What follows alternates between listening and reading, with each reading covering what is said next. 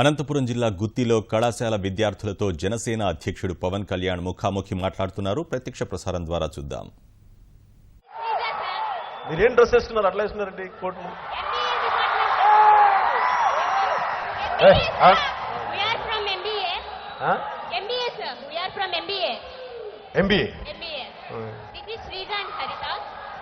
మీరు power lake వస్తే ladies కి ఏ విధంగా సెక్యూరిటీ ప్రొవైడ్ చేస్తారు? మీరు ఎవరిని కొట్టినా తిట్టినా మీ మీద కేసులు ఉన్నాం. మీరు ఇష్టం, మీరు ఏం చేస్తున్నారు? మీ ఆత్మగౌరవం మీద నేను ఎట్లా చూస్తానంటే ఒకసారి ఇంకా ఎలాంటి అనంతపురాన్ని ఎలా డెవలప్ చేశారు సార్? మైక్ దగ్గర అనంతపురాన్ని ఎలా డెవలప్ చేశారు పవర్ లోకి వస్తే? నేను అనంతపురం కోసం పవర్లోనే వస్తే చేయాలనే ఉంది, పవర్లో లేకుండా కూడా చేయొచ్చు. దీనికోసం మీకు ఒక చిన్న ఇన్సిడెంట్ చెప్తాను. నేను ప్రజారాజ్యం పార్టీలో ఉన్నప్పుడు ప్రచారం వహించేవాడిని. తెలంగాణ ప్రాంతంలో ఆదిలాబాద్ జిల్లాలో చాలా లోపల తాండాల్లో తిరుగుతున్నాను. పార్టీ అక్కడ లోకల్ నాయకులందరూ మా సమస్యలు ఇవి కొంచెం మాట్లాడిన వాళ్ళు ఇవి మాట్లాడతారు. ప్రైమరీ స్కూల్ అవి, హెల్త్ సెంటర్ అవి చాలా చెప్పారు. అందరూ రాజకీయ నాయకులు మాట్లాడినట్టుగానే. మీకు ఆ పాపం వెళ్తే ఆ తాండాలో ఎవరికి నీళ్లు లేవు, ఒక 1000 మంది ఉంటారు. నేను వాళ్ళ గురించి ఏం మాట్లాడాలో తెలియట్లే. కనీసం వాళ్ళకి కూర్చోడానికి కానీ, నుంచోడానికి కానీ, తాగడానికి కానీ అందరూ స్నానం లేదు ఎవరి దగ్గర. కొన్ని రోజులు స్నానం చేసినట్లేదు, అందరూ అట్లా ఉన్నారు. నేను ఏమో చెప్తున్నాను వాళ్ళకి, మేము అవి చేస్తాం. వాళ్ళతో తెలుగు సరిగ్గా రాదు, వాళ్ళందరికీ గోండు భాష మాట్లాడతారు. అది ఎలా ఉంటుందని కొంచెం మరాఠీకి దగ్గరలో ఉంటుంది. నాకు పిల్లల వల్ల నాకు కొంచెం మరాఠీ తెలుసు.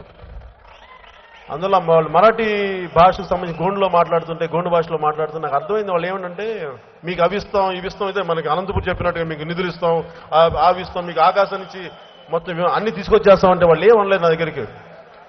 మాకు ఏమొద్దు సార్, కొంచెం నీళ్లు తెప్పించన్నారు. ఇంత మించి ఇంకేం మాట్లాడలేదు వాళ్ళు. ఏం మాట్లాడాల, మాకు స్కూల్స్ వద్దు, ఏం వద్దు, తాగడానికి వచ్చి నీళ్లు తెప్పించాం, మాకు నీళ్లు లేవు ఇక్కడ, ఎక్కడి నుంచో కొన్ని కిలోమీటర్లు పోవాల్సి వస్తుందంటే. నేను ఇట్లాగే మీరు అన్నట్టుగానే మా పార్టీ పవర్లోకి వస్తే ఏం చేస్తాయి ఇలాంటి కథలు చెప్పమన్నారు. కానీ నాకే మనసు గురించి తలదించుకొని వెళ్ళిపోయాను. కానీ ఆ మాట్లాడిన ఆవిడ ఎవరంటే, ఆవిడకి కంట్లో గుడ్డులు లేవు, కనుగుడ్లు లేదు. మా ముసలావిడ పుట్టుగుడ్డు ఆవిడ ఏడుస్తుంది. నాకు అప్పటిదాకా తెలియదు కనుగుడ్డు లేకపోతే కన్నీళ్లు వస్తాయా అని నాకు తెలియదు. అప్పటిదాకా నేను ఎవరిని చూడలేదు. ఆవిడ ఏడుస్తా మాట్లాడుతూ ఉంటే నాకు ఆగిపోయాను, లోపల స్తంభించిపోయాను. ఏం చేయాలో తెలియలా, సిగ్గో ఏమో తెలియదు కానీ తలదించుకొని వెళ్ళిపోయాను. నెక్స్ట్ డే మంచిర్యాలలో ఏదో మీటింగ్ పెడితే ఇలాంటి వాటర్ బాటిల్ ఒకటి పెట్టారు నా ముందు.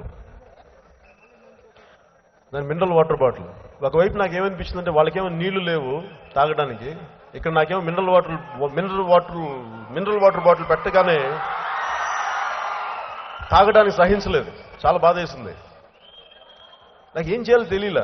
ఎప్పుడు వస్తుంది ప్రభుత్వం, వస్తుందా రాదా, ఒకవేళ రాకపోతే అంతేనా వీళ్ళ బాధ అని నాకు అనిపించింది. నేనేం చేశానంటే, నా స్నేహితులు కొంతమందిని పిలిచాను. అక్కడ నీళ్లు పడే అవకాశాలు ఏమైనా ఉన్నాయా అన్న అంటే, చాలాసార్లు బోర్లు పెట్టాం కానీ ఏమేమి పడలేదు, ప్రభుత్వాలు ట్రై చేసి అన్నారు. నేను చాలామంది సహాయం తీసుకుని ఏం చేస్తారో తెలియదు కానీ నేను స్పాన్సర్ చేస్తాను, నేను డబ్బులు ఇస్తాను, ఒకసారి మీరు ప్రయత్నం చేయండి అక్కడ అంటే. ప్రయత్నం చేస్తే ఎక్కడైతే వాళ్ళు ఏడుపు కన్నీళ్లు పడ్డాయో అక్కడే ఒక బోర్ పడింది, నీళ్లు వచ్చినాయి అక్కడ. అంటే మనకి మనసు ఉండాలే కానీ సమస్యకి పరిష్కారం ఉంటుంది. అనంతపురం దారిద్ర్యం కానీ, అనంతపురం కరువు కానీ తీర్చాలంటే మనసు ఉండాలే కానీ దీనికి సమస్యకు పరిష్కారం ఉంటుంది. ఇలా పేపర్ల మీద వేల కోట్లు ఇచ్చామంటే అవ్వదు. నిజంగా గ్రౌండ్ లెవెల్కి వచ్చి పనిచేయాలి. నేను అది నమ్ముతాను. అలాగే నేను వస్తే ఆడపిల్లలకి ఏం చేస్తారంటున్నారు కదా, నేను చిన్నప్పుడు అక్క చెల్లెలతో పెరిగాను, పిన్నులతో పెరిగాను.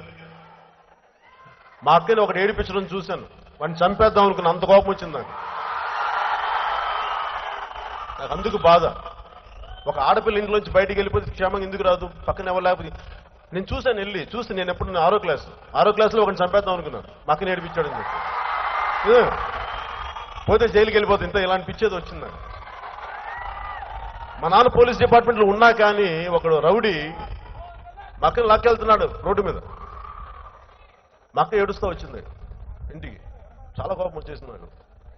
మా అక్క ఇంట్లోంచి బయటికి వెళ్ళిపోతే ఒకటి ఎవరు లేరా అంటే అందరు ఉన్నారు, జనం రోడ్డు మీద చూస్తున్నారు, అందరూ ఎవరు మాట్లాడలా.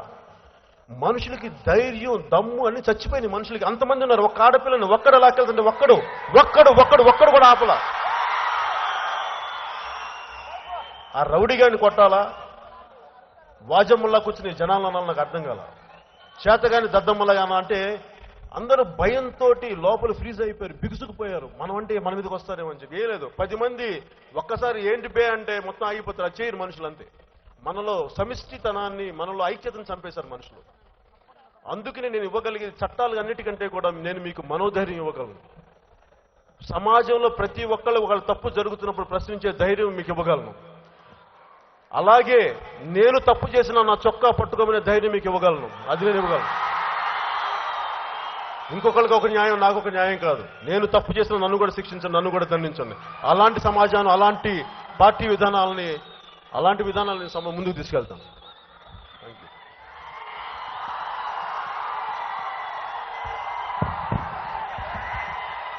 అడగ సార్ నమస్తే, నా పేరు Lakshmikanth, TV9 reporter, Anantapuram district నుంచి. ఇది విద్యార్థులు సార్, ఇది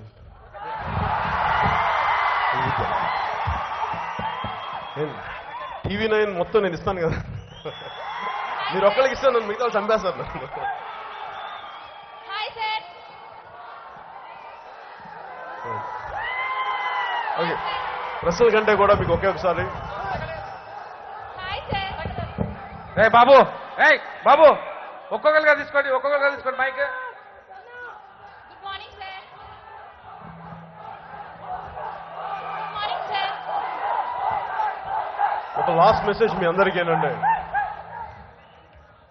నేను స్కూల్లో ఉన్నప్పుడు నా స్కూల్ కాంపౌండ్ ఇలా ఉండదు. సెయింట్ జోసెఫ్స్ ఇంగ్లీష్ మీడియం స్కూల్లో చదువుకున్నాను నెల్లూరులో.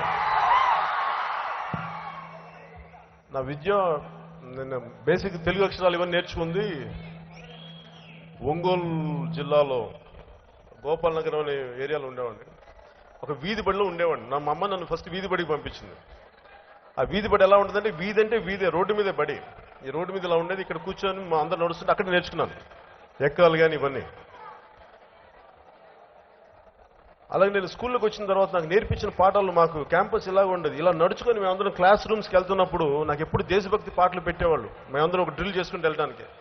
నేను నేర్చుకున్న స్కూల్ నుంచి మ్యాథమెటిక్స్ నేర్చుకోలేదు, ట్రిగ్నామెట్రీ నేర్చుకోలేదు, క్యాలిక్యులస్ నేర్చుకోలేదు, సోషల్ సైన్సెస్ నేర్చుకోలేదు, కానీ దేశభక్తి అయితే నేర్చుకున్నాను ఆ పాటల ద్వారా. నాకు బాధ ఎక్కడ ఉండేదంటే, సోషల్ పుస్తకాలు చాలా గొప్పగా ఉండేది. మన ఇల్లు, మన బడి, మన సమాజం ఎలా ఉంటుంది, గాంధీ గారు అట్లా, సుభాష్ చంద్రబోస్ గారు ఇట్లా అని. వాస్తవంగా వచ్చేటప్పటికి ప్రతి ఒక్కళ్ళు అన్యాయం దోపిడీ చేస్తే నాకు అర్థమయ్యేది కాదు. నాకు అందుకని ఎవరితో మాట్లాడలేక ఒక్కడిని కూర్చునేవాడిని స్కూల్లో.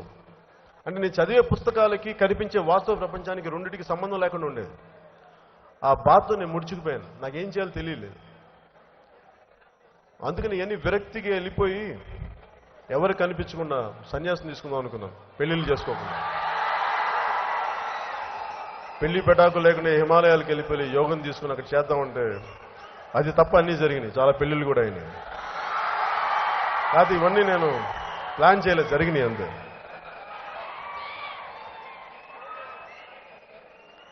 కానీ మనం నేర్చుకోవాల్సింది ఏంటంటే, నేను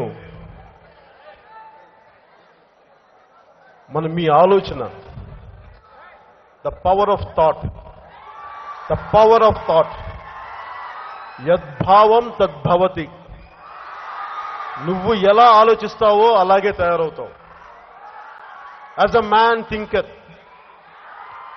మీరు అనంతపురం మారాలి, కరువు పోవాలంటే ఫస్ట్ మీ ఆలోచనల్లో ఇది సస్యశ్యామలంగా ఉండాలి, అవినీతి లేని రాజకీయాలు రావాలని ఫస్ట్ మీ మనసులో అనుకోండి, మీ ఆలోచనలు అనుకోండి, జరుగుద్ది. నేను మీ అంత చదువుకోలేదు, నేను మీ అంత కాలేజీలకు వెళ్ళలేదు. నేను కరెక్ట్గా చెప్పాలి, 8th క్లాస్ దాకా చదువుకున్నాను. 10th ఏదో ముక్కి మూలిగి గ్రేస్ మార్కులతో పాస్ అయ్యాను. ఆ ముక్కి మూలిగిన మా మార్క్స్కి నాకు నెల్లూరు విఆర్ కాలేజీలో నాకు సీట్ ఇవ్వలేదు. సిఈసి ఇచ్చారు, నీకు అదే ఎక్కువ అని. అది కూడా చాలా రికమెండేషన్ ద్వారా. నాకు నామోషి అరే నాకు సిఎస్సి అని చెప్పి నేను ఎంఎస్సీ కూడా మ్యాథమెటిక్స్ కూడా నేర్చుకుంటానని చెప్పి బలవంతం మీద ఎంఎస్సీ నేర్చుకున్నాను, మ్యాథమెటిక్స్, ఎకనామిక్స్, కామర్స్. అది కూడా నాకు అర్థం కాలేదు. క్యాలిక్యులస్ అన్ని చెప్తుంటే ఇలా చూసేవాడు, నాకేం అర్థమయ్యేది కాదు. కానీ నేనేం నేర్చుకున్నానంటే దాని నుంచి మన అబద్ధాలు ఆడక్కర్లా, స్ట్రైట్గా ఉండొచ్చు. మన ఆలోచనలు కానీ ఒకే ఒక ఆలోచన పెట్టుకోండి, ఏదో ఒకటి బలమైన ఆలోచన. సమాజం మారాలి, మీరేం బయటికి రావక్కర్లా, మీరు ఎవరితో గొడవ పెట్టుకోకర్లా. మనసులో ప్రతిసారి ఈ సమాజం మారాలి, ఒక బలమైన రాజకీయ వ్యవస్థ కావాలి, దోపిడీ చేసే రాజకీయ వ్యవస్థని కూలదొయ్యాలి అని మీరు మనసులో అనుకుంటే జరిగిపోద్ది. హలో, ఇంకేం మాట్లాడాలి మీరు? ఇంకా ఒకసారి అడిగని చెప్పేస్తాను. ఓకే, మీతో ఆడపిల్లతో స్టార్ట్ చేస్తాను, ఆడపిల్లతో అని చేసి చెప్పండి.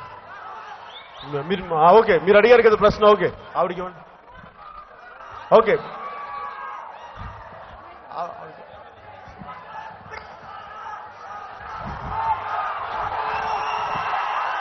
Morning sir.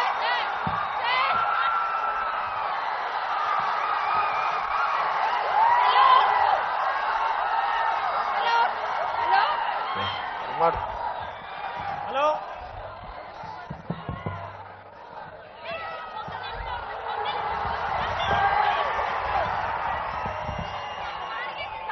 Hello sir, good morning sir. Sir, ఇప్పుడు అనంతపురం జిల్లాలో చాలా మంది చదువుకొని కూడా ఉద్యోగం రాక చాలా బాధపడుతున్నారు సార్. అసలే కరువు ప్రాంతం, ఏమైనా ఉద్యోగం చేసుకొని బతకాలంటే వేరే సిటీస్ కి వెళ్ళి బతకాలి. మన అనంతపురం జిల్లాలో అంటూ ఏం ఫ్యాక్టరీ కానీ ఇండస్ట్రీ కానీ ఏం లేదు సార్. దీనికి మీ స్పందన సార్? అమ్మకి మీరు మాట్లాడడం అయిపోయి. ఓకే ఓకే ఓకే మాట్లాడు.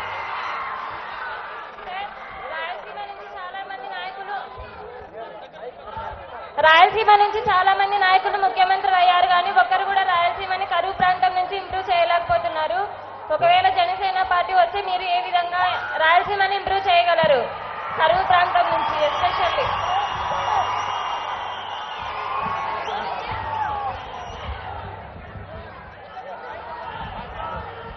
హలో సార్, వారి అనుభవాన్ని, రాయలసీమ నుంచి చాలా మంది ముఖ్యమంత్రులు వారి అనుభవాన్ని కానీ వారి దక్షతని కానీ నేను తగ్గించను. వారు నేను ఎప్పుడు కూడా ఒక సమస్యను ఎలా చూస్తానంటే జరిగిపోయింది. వాళ్ళు ఇందువల్ల చేయలేకపోయారు, ఇందువల్ల చేశారు, ఇటన్నిటికంటే కూడా చేయలేకపోయారు. కానీ జరిగిన డ్యామేజ్ని మనం ఎలా కరెక్ట్ చేయాలి, నా ఉద్దేశం దాని మీదే. అలాగే ఇక్కడి నుంచి వలసలు వెళ్ళిపోతున్నారు, ఉద్యోగాలు సరిగ్గా లేక, పరిశ్రమలు కావాలి. వీటన్నిటికంటే ముఖ్యంగా మనకు కావాల్సింది నీరు కావాలి. ఎప్పుడైతే నీరు వస్తుందో మన తుంగభద్ర వరద నీరు నుంచి కూడా సమాంతర కాలం ఇలాంటివన్నీ ఉన్నాయి.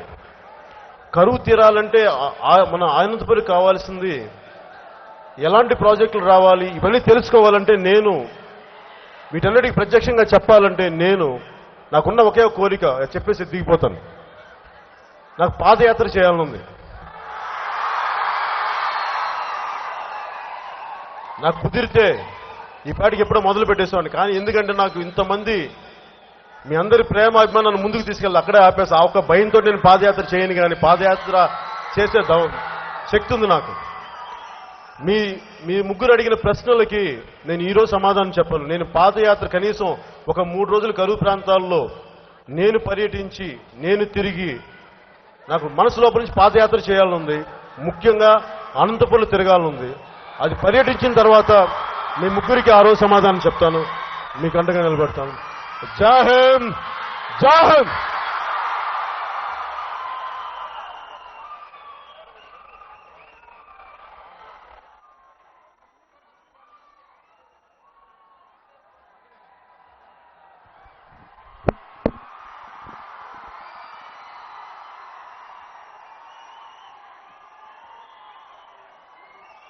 నేను పవన్ కళ్యాణ్ కాదు,